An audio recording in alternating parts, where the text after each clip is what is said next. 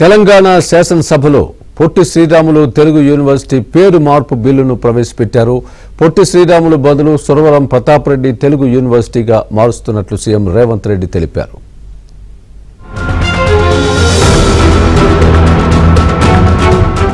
తెలంగాణ శాసనసభ సమావేశాలు వాడివేడిగా జరుగుతున్నాయి.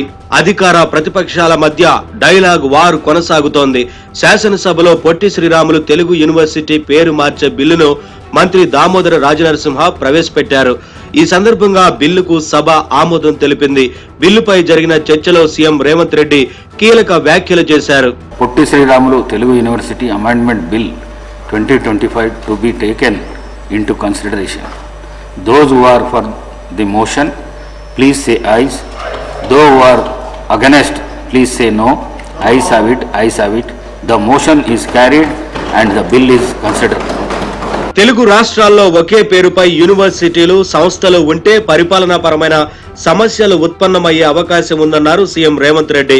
తెలంగాణ కోసం పోరాటం చేసిన గొప్ప వ్యక్తులను స్మరించుకోవడం అవసరమని గుర్తు చేసుకున్నారు.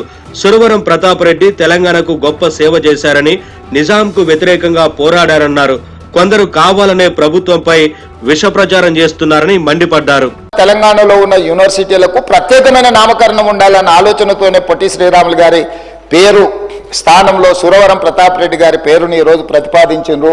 కాకపోతే కొంతమంది బయట ఎట్లా మాట్లాడుతున్నారంటే ఈ ప్రభుత్వానికి లేకపోతే ముఖ్యమంత్రికి ఒక కులం పట్లనో ఒక వ్యక్తి పట్లనో వారికి ప్రత్యేకమైన అభిమానం ఉంది.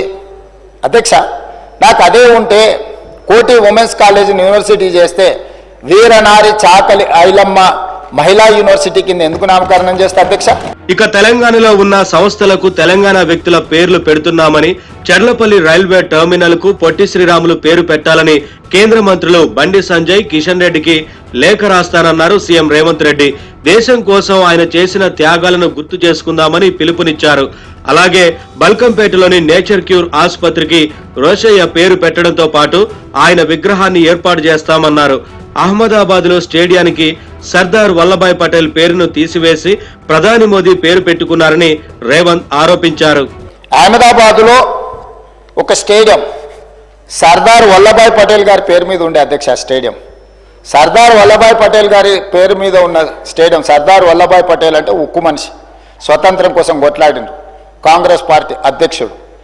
అట్లాంటి సర్దార్ వల్లభాయ్ పటేల్ పేరు మీద ఉన్న స్టేడియంని నరేంద్ర మోడీ స్టేడియంగా పేరు మార్చింది అధ్యక్ష. అయితే రేవంత్ ఆరోపణలను బీజేఎల్పీ నేత ఏలేటి మహేశ్వర్ రెడ్డి కొట్టిపారేశారు. స్టేడియం పేరు మార్చలేదని, కేవలం గ్రౌండ్ కు మాత్రమే మోదీ పేరు పెట్టారన్నారు. ఇదిలా ఉంటే ఉస్మానియా యూనివర్సిటీకి సురవరం ప్రతాప్ రెడ్డి పేరు పెట్టాలని డిమాండ్ చేశారు.